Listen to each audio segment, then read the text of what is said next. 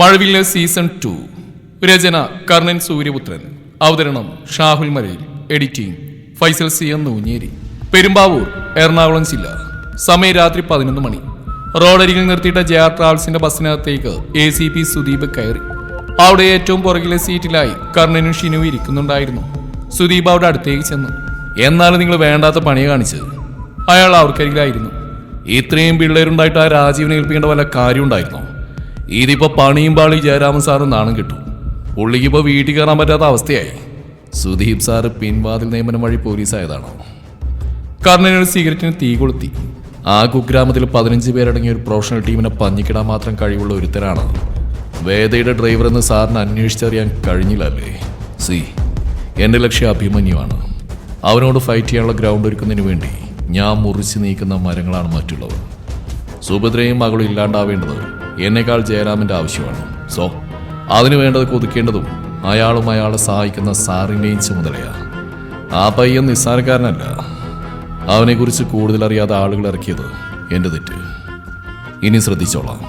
തിങ്കളാഴ്ച നീതു ജോർജിനെ കോടതിയിൽ ഹാജരാക്കും. ജാമ്യം കിട്ടാൻ സാധ്യതയില്ല. കിട്ടിക്കോട്ടെ സുദീപ് സാറേ. അവൾക്ക് വേണ്ടി വാദിക്കുന്ന അഡ്വക്കേറ്റ് ഹരിഹരന. നമുക്കത് തലവേദനയാവും. ആരോ ഭീഷണിപ്പെടുത്തി നീതുവിനെ കൊണ്ട് ചെയ്യിച്ചാണെന്ന് തെളിയിക്കാൻ മൂപ്പർക്ക് വലിയ പാടൊന്നുമില്ല.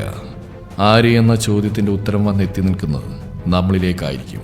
സീതാലക്ഷ്മിയെ ഒരു ദിവസമെങ്കിലും ജയിലിൽ കിടത്തി അതുവഴി അഭിമന്യുവിനെ കുറച്ചെങ്കിലും തളർത്താൻ പറ്റുമെന്ന സാറിന്റെ വാക്ക് വിശ്വസിച്ച ഞാനത് ചെയ്തു. അവസാനം വട്ടത്തിലും മൂഞ്ചിപ്പോയി. സീതാ ഗാർമെന്റ്സ് യദൃഷ്ണന്റെ ഭാര്യയുടെ പേരിലാണെന്ന് പോലും സാറിന് കണ്ടെത്താൻ കഴിഞ്ഞിരുന്നില്ല. കുറച്ച് പെണ്ണുങ്ങൾ ജോലി ചെയ്തിരുന്ന ഗാർമെന്റ്സ് ഹോസ്റ്റൽ അടച്ചുകൂട്ടിയെന്നല്ലാതെ വേറെ എന്തെങ്കിലും ഗുണമുണ്ടായോ? ഇനി അതൊന്നും വേണ്ട സാറേ. വലിയ കളികൾക്കുള്ള സമയമായി. സാറിന്റെ ഡ്യൂട്ടി ഞാൻ ഇവിടെ ഇറക്കുന്ന ചരക്കുകൾ പോലീസ് വെക്കാൻ നോക്കുക എന്നത് മാത്രമാണ്. ചെക്കിംഗ് ഉള്ള സ്ഥലങ്ങൾ എൻ്റെ ആളുകളെ മുൻകൂട്ടി അറിയിക്കുക. That's all. അത് ചെയ്യാം. ബട്ട് ഷബിനാമി തന്നെ പുറകിലുണ്ട്. റിസ്ക് ഇച്ചിരി കൂടും. കർണൻ ചിരിച്ചു. പിന്നെ ഷിനുവിനെ നോക്കി. ഷിനു ഒരു കവർ സുദീപിന് നൽകി. പിന്നെ വിദേശ മദ്യത്തിന്റെ ഒരു ബോട്ടിലും. കുറേശ്ശെ കുടിച്ചാൽ മതി സാറേ. ഇന്ത്യയിലെങ്ങും കിട്ടാത്ത സാധന. ഈ കാശും കള്ളും പോരല്ലോ കർണ. പിന്നെന്താ സാറിന് വേണ്ടത്? കൈ നിറയെ പണം. ആവശ്യമുള്ളപ്പോൾ കൂട്ടുകാരൻ്റെ പേരുള്ള ഫ്ലാറ്റിലേക്ക് സ്കൂളിൽ പഠിക്കുന്ന പെൺകുട്ടികളടക്കമുള്ളവർ എത്തിച്ചേരുന്നു. Then what you want? എന്തു ചോദിച്ചാലും തരുമോ? സുദീപ് ആ ബോട്ടിൽ തുറന്ന് മദ്യം അങ്ങനെ തന്നെ വായിലേക്ക് അമിഴ്ത്തി കുടിച്ചു. എന്നെ കൊണ്ട് പറ്റുന്നതാണെങ്കിൽ. ദാനധർമ്മത്തിന് പ്രശസ്തനായ പുരാണത്തിലെ കർണന്റെ പേര് തന്നെയാണല്ലോ അത്. നിന്റെ കൂടെയുള്ള ആ പെണ്ണില്ലേ, എന്താ അവളുടെ പേര്? തേജസ്വിനി. അവളെനിക്ക് വേണം. ഒരു രാത്രി ഫുള്ള്. കർണന്റെ ഞരമ്പുകൾ വലിഞ്ഞു മുറുകുന്ന ഷിനെ കണ്ടു. സുദീപ് വീണ്ടും മദ്യം കുടിച്ചു. അവളെ ആദ്യം കണ്ടപ്പോൾ തന്നെ ഒരു പൂതി തോന്നിയതാ. എൻ്റെ ആഗ്രഹം സാധിച്ചാ എറണാകുളം ജില്ലയിൽ എവിടെയെന്ന് എനിക്ക് എന്ത് വേണേലും ചെയ്യാം. ഷെബിനെ അല്ല, അവളുടെ വാപ്പാക്ക് പോലും തടയാൻ പറ്റില്ല. ഞാൻ സഹായിക്കും നിന്നെ. പക്ഷേ തേജസ്വിനി എനിക്ക് വേണം. She is so sexy. എന്തൊരു ബോഡി അവിടെ. കർണൻ ഒറ്റ ചവിട്ടായിരുന്നു. സുദീപ് സീറ്റിനടിയിലേക്ക് വീണു. മദ്യക്കുപ്പി ഫ്ലോറിൽ വീണ് പൊട്ടിച്ചേറി. കർണൻ എഴുന്നേറ്റ് സുദീപിന്റെ ഷർട്ടിന്റെ ബട്ടൺ വലിച്ചു പൊട്ടിച്ചത് സിഗരറ്റ് ഊറ്റി നെഞ്ചിൽ അമർത്തി. സുദീപ് നിലവിളിച്ചു. ശബ്ദം കേട്ട് ബസ്സിനകത്തേക്ക് ഓടി വന്ന ജീവനക്കാരോട് ഷിനു പോയിക്കൊള്ളാൻ ആംഗ്യം കാണിച്ചു. ആറ് വീണ്ടും പുറത്തേക്ക് ഇറങ്ങി. കറേട്ടാ വേണ്ട, ഷിനു പറഞ്ഞു. കർണൻ സുദീപിന്റെ കഴുത്തിൽ കുത്തിപ്പിടിച്ചു. DYSP റാങ്കിലുള്ള ഒരു ഉദ്യോഗസ്ഥൻ, പിന്നെ മറ്റ് 2 പോലീസുകാർ. ഇവരെ ഞാൻ തീർത്തതേ അവിടെ ദേഹത്ത് കൈവച്ചതിനാ. എനിക്ക് നിന്നെ കൊല്ലുന്നത് ഒരു കോഴിയെ കൊല്ലുന്നതിലും ഈസിയാ സുദീപേ. കാരണം അന്ന് കർണൻ തനിച്ചായിരുന്നു. ഇന്ന് അങ്ങനെയല്ല. അവൻ സുദീപിനെ വലിച്ചെഴുന്നേൽപ്പിച്ച് സീറ്റിൽ ചാരിയിരുത്തി. പിന്നെ പൊട്ടിയ ബോട്ടിലിന്റെ ഒരു കഷ്ണമെടുത്ത് കഴുത്തിന് കുറുകെ വെച്ചു. ഇതൊന്നും അമർത്തി വലിച്ചാ നീ പിന്നെ തീർന്നു. ഞാൻ പിടിക്കപ്പെടില്ല. മുൻകാല വൈരാഗ്യം വെച്ച അസിസ്റ്റന്റ് കമ്മീഷണറെ കൊന്നു എന്ന് കോടതിയിൽ ഏറ്റുപറയാൻ ഒരുപാട് പേരെ കിട്ടും. തേജസ്വിനിയെ പറ്റി നിന്റെ നാവിൽ നിന്നൊരു വാക്ക് വീഴരുത്. അതുപോലെ എനിക്ക് വേണ്ടതൊക്കെ ഒരു മടിയില്ലാതെ ചെയ്യും. അഥവാ ചെയ്തില്ലെങ്കിൽ. കർണൻ സുദീപിന്റെ അടുത്തേക്ക് മുഖോടിപ്പിച്ചു. കൃഷ്ണൻ നായർ, നിന്റെ അച്ഛൻ കാസർഗോഡ് വിദ്യാനഗറിലെ വീട്ടിൽ നിന്ന് രാവിലെ വാക്കിങ്ങിന് ഇറങ്ങുമ്പോൾ ആക്സിഡന്റിൽ കൊല്ലപ്പെടും. കൊച്ചിയിലെ സൈക്കാട്രിസ്റ്റായ നിന്റെ ഭാര്യ ജിഷയും 9ാം ക്ലാസ്സിൽ പഠിക്കുന്ന നിന്റെ മോൾ അനന്യ മിസ്സിംഗ് ആവും. കേരള പോലീസ് മഷിയിട്ട് നോക്കിയാൽ അവരെ കിട്ടില്ല. പക്ഷേ അവരുടെ തുണിയില്ലാത്ത വീഡിയോസ് ലോകം മുഴുവൻ കാണും. നിന്റെ മോളുടെ പ്രായത്തിലുള്ള പെൺപിള്ളേരുടെ ശരീരം നീ കുറെ ആസ്വദിച്ചല്ലേ? അതുപോലെ തന്നെ അസിസ്റ്റന്റ് കമ്മീഷണറുടെ ഭാര്യയും മകളാണെന്നറിഞ്ഞ കസ്റ്റമേഴ്സിന് ആവേശം കൂടും. ഒടുക്ക എല്ലാവർക്കും മടുക്കുമ്പോൾ ആ 2 ശവങ്ങളും നഗരമധ്യത്തിൽ കിടക്കും, അതും പിറന്ന പടി.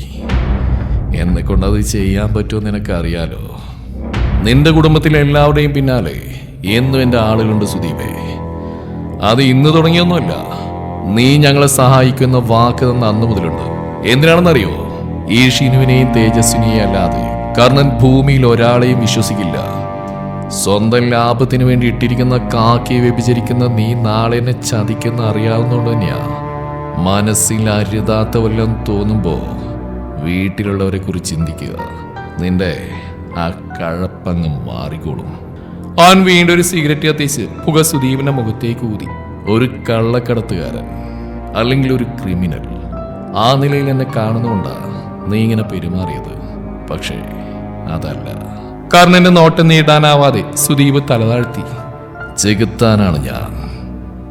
ജീവൻ നഷ്ടപ്പെടുന്നവന്റെ കണ്ണുകളിലെ ദയനീയത, അവസാനത്തെ പെടച്ചിൽ, നിലവിളി, രക്തത്തിന്റെ ഗന്ധം, ഇതൊക്കെ ആസ്വദിക്കുന്നവനാ ഈ കർണൻ.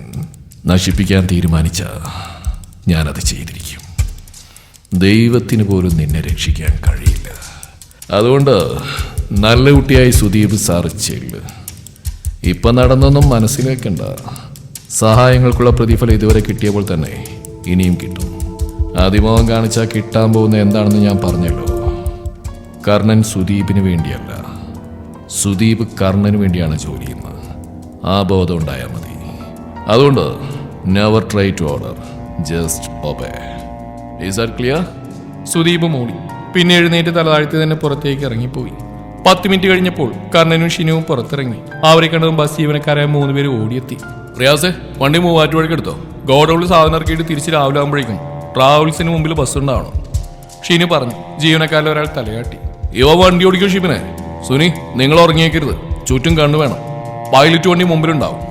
എന്നാലേ എവിടെന്നെങ്കിലും കഷ്ടാലത്തിന് പോലീസുകാരെ ചാടി വീണേക്കാം. കോടികളുടെ മുതലാ ബസിന്റെ ലാഗേജ് ബോക്സിൽ. സാറ് പേടിക്കാതെ പോയിക്കോ, ലോഡ് ഇറക്കിയിട്ട് ഞാൻ മെസ്സേജ് അയച്ചോളാം. ഷീനു ബാഗ് തുറന്ന് 3 കെട്ട് കറൻസി നോട്ടുകൾ റിയാസിന്റെ കയ്യിൽ വെച്ച് അവർ 3 ബസ്സിലേക്ക് കയറി. ഷീനു റോഡിന്റെ ഓട്ടോ സ്റ്റാൻഡിനടുത്തേക്ക് ചെറുപ്പക്കാരന്റെ നേരെ കൈ കാണിച്ചു. അതോടെ അവൻ ബൈക്കിലിരുന്ന് ഹെൽമെറ്റ് വെച്ച് സ്റ്റാർട്ട് ചെയ്തു.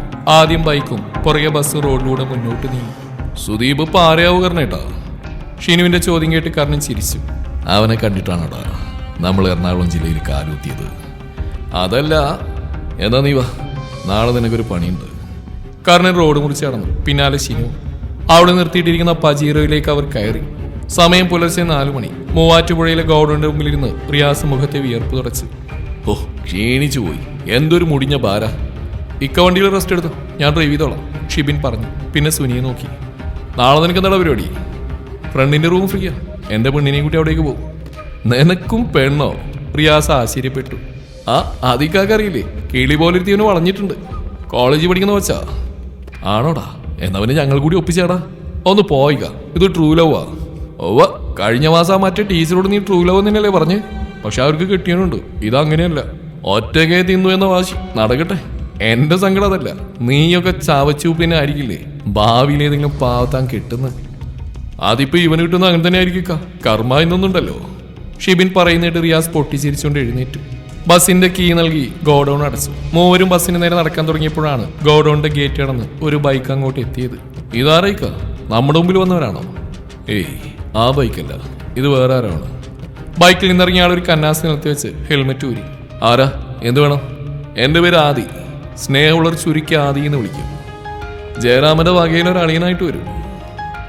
സമയം തീരെയില്ല, ഞാൻ ഈ ബസ് എത്തിക്കാൻ വന്നാ. ആഹാ, എന്നാന്ന് കാണല്ലോ. ഷിബിനെ, നീ ഷിനു സാറിനെ വിളിക്ക്, ഇവനെ ഞാൻ നോക്കിക്കോളാം. റിയാസ് മുണ്ട് മടക്കി കുത്തി മുന്നോട്ട് കുതിച്ചു. ദിവസവും ഫൈറ്റ്. എന്തൊരു ജീവിതാണിങ്ക ഇത്. ആദ്യ പെരുവിർത്തു. റിയാസ് കൈ ചുരുട്ടിടിച്ചു. അവനൊരു വശത്തേക്ക് ഒഴിഞ്ഞു മാറി. റിയാസിന്റെ വലത് കാൽപാദത്തിൽ ചവിട്ടി പിടിച്ചുകൊണ്ട് വയറിലൊരു പഞ്ച്. അതേ കൈ കൊണ്ട് തൊണ്ടക്കുഴി. പിന്നെ റിയാസിന്റെ പിൻകഴുത്തിൽ പിടിച്ച് മുന്നോട്ട് വലിച്ചു. കാലിൽ ചവിട്ടി പിടിച്ചുകൊണ്ട് റിയാസ് കമിഴ്ന്ന് വീണു. അയാളുടെ തലയിൽ ശക്തമായ ഒരു ചവിട്ട്. ബേബി മെറ്റൽ വിരിച്ച മണ്ണിലേക്ക് മുഖം താഴ്ന്നു പോയി. ഷിബിൻ ഫോണിൽ ഷിനുവിനെ കോണ്ടാക്ട് എടുക്കും മുമ്പ് ആദ്യം അവന്റെ അരികിലെത്തി. തടയാൻ ശ്രമിച്ച സുനി ചവിട്ടേറ്റ് ദൂരേക്ക് തെറിച്ചു. ഷിബിന്റെ മൂക്കിനായിരുന്നു അവൻ മൂക്ക് പൊത്തിപ്പിടിച്ച് നിലത്തേക്കിരുന്നു. 3 പേരും വീണ്ടും എഴുന്നേറ്റ് വന്ന് പൊരുതി. ഒരു ഘട്ടത്തിൽ ആദ്യം തോൽക്കുമെന്ന നിലയിൽ എത്തിയതായിരുന്നു. പെട്ടെന്ന് അവൻ ഇടതുകാലിലെ സോക്സിൽ ഒളിപ്പിച്ചു വെച്ച കത്തിയെടുത്ത് റിയാസിന്റെ തോളിൽ കുത്തിയിറക്കി. അതോടെ അവർ പതറി. ഷിബിന് തുടയിലും സുനിക്ക് വലതുകയിലും കുത്തേറ്റു. ആദ്യം വാച്ചിൽ നോക്കി. സോറിയേ, ഇപ്പൊ തന്നെ ഒരുപാട് വൈകി. അവൻ റിയാസിന്റെ പോക്കറ്റിൽ തപ്പി ഗോഡൌണിന്റെ താക്കോല് കണ്ടെത്തി. വാതിൽ തുറന്ന ശേഷം താക്കോല് ദൂരെ ഇറങ്ങി. സുനിയെ തള്ളി താഴെയിട്ട് അവൻ കന്നാസുമായി ബസ്സിനകത്ത് കയറി. അതിലെ പെട്രോൾ സീറ്റുകളിൽ കുറച്ചായി ഒഴിച്ചു. പിന്നെ ഫ്ലോറിലേക്കും ഒഴുക്കി. പതിയെ കന്നാസി ചെരിച്ച് പിടിച്ചുകൊണ്ട് പിന്നോട്ട് നടന്ന് ബസ്സിന് പുറത്തിറങ്ങി. സ്റ്റെപ്പിലൂടെ പെട്രോളിന്റെ ഒരു നേരിയ ചാല് പുറത്തേക്ക് ഒഴുകി. പിന്നെ ബസ്സിനടുത്ത് നിന്ന് ഗോഡൌണിന്റെ ഡോർ വരെ പെട്രോൾ ഒഴിച്ചു. പിന്നെ ഡോറിലും തിരിച്ചു വന്ന ബസ്സിന്റെ ഇരുവശത്തെ ടയറുകളിലും പെട്രോൾ ഒഴിച്ച ശേഷം അവൻ ക്യാൻ ബസ്സിനകത്തേക്ക് എറിഞ്ഞു. നിങ്ങൾക്ക് 2 ഓപ്ഷൻ ഉണ്ട്. ഒന്നുകിൽ ഇപ്പോൾ ഓടി രക്ഷപ്പെടാം, അല്ലെങ്കിൽ നാട്ടുകാരും പോലീസുകാരും വരുമ്പോ ഇവിടെ കിടന്ന് മെഴുകാം. ഏതാ വേണ്ടത്? ആദ്യം റിയാസിനോട് ചോദിച്ചു. അയാൾക്കൊന്നും മനസ്സിലായില്ല. തോളിൽ അമർത്തി പിടിച്ച അയാൾ അവനെ മിഴിച്ചു നോക്കി. ട്യൂബ് ലൈറ്റ് ആണല്ലേ, പോലീസിന്റെ ഇടികൊണ്ട് ജയിലിൽ കിടക്കുമ്പോ അർത്ഥം മനസ്സിലായിക്കോളൂ. ആദ്യം പുഞ്ചിരിയോടെ തീപ്പെട്ടിക്കമ്പുരച്ച് ബസ്സിന്റെ സ്റ്റെപ്പിലിട്ടു. തീ ബസ്സിനകത്തേക്ക് പാഞ്ഞു കയറി. നിമിഷ നേരം കൊണ്ട് സീറ്റുകളിലേക്ക് അത് പടർന്നു. തന്റെ നേരെ വന്ന ഷിവിന്റെ തല പിടിച്ച് ബസ്സിന്റെ ബോഡിയിൽ 2 തവണ ഇടിച്ച ശേഷം വട്ടം കറക്കിയെടുത്ത് ആദ്യം ബൈക്ക് സ്റ്റാർട്ട് ചെയ്ത് ഹെൽമെറ്റ് വെച്ചു. നിന്റെ ജയരാമനോട് എന്റെ പേര് മറക്കാതെ പറയണേ. ബൈക്ക് ഒരു ഇരമ്പലോടെ വന്ന വഴിയെ തിരിച്ചുപോയി. ഷിബിനെ ഇക്ക ഓടിക്കോ! സുനി ഷർട്ടിന്റെ അറ്റം കീറി മുറിവിൽ കെട്ടിക്കൊണ്ട് അലറി. എന്തിനാടാ? നിങ്ങൾ പൊട്ടനാണോ ഇക്ക? അവന്റെ ഉദ്ദേശം ബസ് നശിപ്പിക്കലല്ല. ആ മതിലിന്റെ അപ്പുറത്ത് കോട്ടേഴ്സാ. അവിടെയുള്ള ഒരു റോഡിലൂടെ പോകുന്ന ഒരു തീ കണ്ട് ഇങ്ങോട്ട് വരും. പോലീസിനെയും ഫയർഫോഴ്സിനെല്ലാം വിളിക്കും. സ്വാഭാവികമായിട്ടും ഗോഡനകത്ത് കയറി നോക്കുമ്പോ ഇപ്പറക്കിയ ലോഡ് കാണും. നമ്മൾ പെടും. ദൂരെ റോഡിൽ 1-2 വാഹനങ്ങൾ നിർത്തുന്ന റിയാസ് കണ്ടു. ഇക്ക എഴുന്നേൽക്ക്, ഷിബിനെ വാള, പുറകിലൂടെ ഓടിയ റെയിൽവേ ട്രാക്ക് പിടിക്കാം.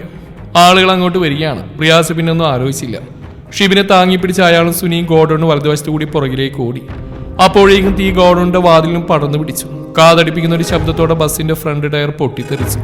പുലർക്കാലത്തെ നിശബ്ദതയിൽ അത് ദൂരെയുള്ളവർക്ക് പോലും കേൾക്കാമായിരുന്നു. ഇതും കൂടി ചേർത്ത് 86ാമത്തെ ആളെ വിളിക്കുന്നേ.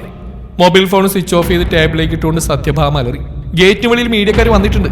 അവരോട് എന്ത് സമാധാനം പറയും? ബിസിനസ് പാർട്ട്നേഴ്സ്, കുടുംബക്കാർ, ഫ്രണ്ട്സ്, ഇവരൊക്കെ മുഖത്ത് ഞാൻ ഇനി എങ്ങനെ നോക്കും? ആര്യനും അശ്വിനും ഒന്നും മിണ്ടിയില്ല. എന്തു പറയണമെന്ന് അവർക്ക് അറിയില്ലായിരുന്നു. ഒഴിഞ്ഞുകിടന്ന സിമെന്റ് ഗോഡൌൺ ജയരാമന്റെ പേരിലുള്ളതാണ്. അവിടെ നിർത്തിയിട്ട ബസ്സിന് തീ പിടിച്ച് കണ്ടവർ പോലീസിലും ഫയർഫോഴ്സിലും അറിയിച്ചു. ഗോഡൌണിലേക്കും തീ പടർന്നിരുന്നു.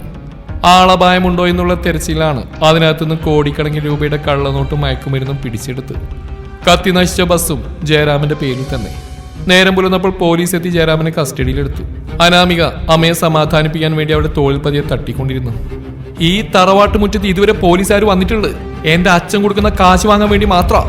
നിങ്ങളുടെ തന്തയെ കൊണ്ടുവന്ന് കാണാൻ അച്ഛൻ ജീവനോടില്ലാഞ്ഞ ഭാഗ്യം. ഇല്ലെങ്കിൽ അയാൾ അദ്ദേഹം തന്നെ കൊന്നേന്. സത്യഭാമക്ക് കരി അടങ്ങുന്നില്ല. അമ്മ ടെൻഷൻ അടിക്കാണ്ടിരിക്കുക, എന്തെങ്കിലും വഴി കാണാം. ആര്യനെ ആശ്വസിപ്പിച്ചു. എന്ത് വഴി? നേരുനെറിയുള്ള ഇത്രയും ബിസിനസ് ഉണ്ടായിട്ടും നിന്റെ അച്ഛനെ ഈ വൃത്തികേട് ചെയ്തതിന് എന്തു പറഞ്ഞ് ന്യായീകരിക്കും? പാലാട്ടി ഗ്രൂപ്പ് വളർന്ന് ഇങ്ങനെയാണെന്നല്ലേ നാട്ടുകാർ കരുതൂ. സത്യഭാമ ചേറിൽ നിന്ന് തലാമർത്തി പിടിച്ചു. പറയുന്നോണ്ടൊന്നും തോന്നരുത്. അച്ഛനെ പൂർണ്ണമായിട്ട് കുറ്റപ്പെടുത്താൻ എനിക്ക് കഴിയില്ല.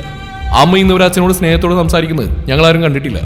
പാലാട്ടി ഗ്രൂപ്പിന്റെ ഒരു ബിസിനസിനെ കുറിച്ചും അച്ഛന് കൃത്യമായിട്ട് ധാരണയില്ലാത്ത അമ്മ അവസരം നൽകാനിട്ടാ. ഇത്രയും വലിയ കുടുംബത്തിന് ആരുമില്ലാത്തവരെ പോലെ കഴിയേണ്ടി വരുന്നോണ്ടാ അച്ഛൻ ഇതുപോലെ ഓരോന്ന് ഒപ്പിക്കുന്നത്. സത്യഭാമ ആര്യനെ രൂക്ഷമായി നോക്കി. എന്റെ മക്കളുടെ അറിവിലേക്കായിട്ട് ഞാനൊരു കാര്യം പറയട്ടെ. ഈ തറവാട്ടിലെ ആണുങ്ങളാ പണ്ട് മുതലേ എല്ലാം നോക്കി നടത്തിക്കൊണ്ടിരുന്നത്. എനിക്ക് കൂടപ്പിറപ്പുകളൊന്നുമില്ല. അതുകൊണ്ട് അച്ഛനെ ശേഷം എന്റെ ഭർത്താവിനെ ഏൽപ്പിക്കുന്നുണ്ട്. എന്നിട്ട് നിങ്ങളുടെ മുത്തച്ഛനെ എല്ലാം എന്നെ ഏൽപ്പിച്ച് നിങ്ങളുടെ അച്ഛന് കാര്യപ്രാപ്തിയിൽ 100% ഉറപ്പുള്ളതുകൊണ്ടാ. ഇനി അഥവാ അങ്ങനെ ചെയ്തിരുന്നെങ്കിൽ ഇപ്പൊ നമ്മളെല്ലാവരും റോട്ടിറങ്ങി തെണ്ടേണ്ടി വന്നേനെ. മതി, ഒന്ന് നിർത്തമ്മേ, അനാമിക യാചിച്ച്. അച്ഛനെ കുറ്റപ്പെടുന്നതിന് പകരം എങ്ങനെ രക്ഷിക്കാന്ന് പറ. ഒരു തെറ്റുപറ്റിയതാവും. അച്ഛന് നമ്മളല്ലേ ഉള്ളൂ. എങ്ങനെ രക്ഷിക്കാനാടി? അങ്ങനെ സ്വാതന്ത്ര്യ സമരത്തിൽ പങ്കെടുത്തതിനല്ല പോലീസ് അറസ്റ്റ് ചെയ്ത്. അവർ രോഷം കൊണ്ടു. എങ്ങോട്ടെങ്കിലും നാട് വിടുന്ന നല്ലത് തോന്നുന്നു. എന്തായാലും അച്ഛനും മറ്റുള്ളവർ കൊത്തിവലിക്കുന്ന നോക്കിൽക്കാൻ ഞങ്ങളെ കൊണ്ട് പറ്റില്ല. ആര്യൻ എഴുന്നേറ്റു. കൂടെ അശ്വിനും. രക്ഷിക്കാൻ വല്ല വഴിയുണ്ടോ നോക്കട്ടെ. ഇല്ലേ പിന്നെ മക്കളാന്ന് പറഞ്ഞ് ജീവിച്ചിട്ട് എന്ത് കാര്യം? രണ്ടുപേരും പുറത്തേക്ക് നടന്നു.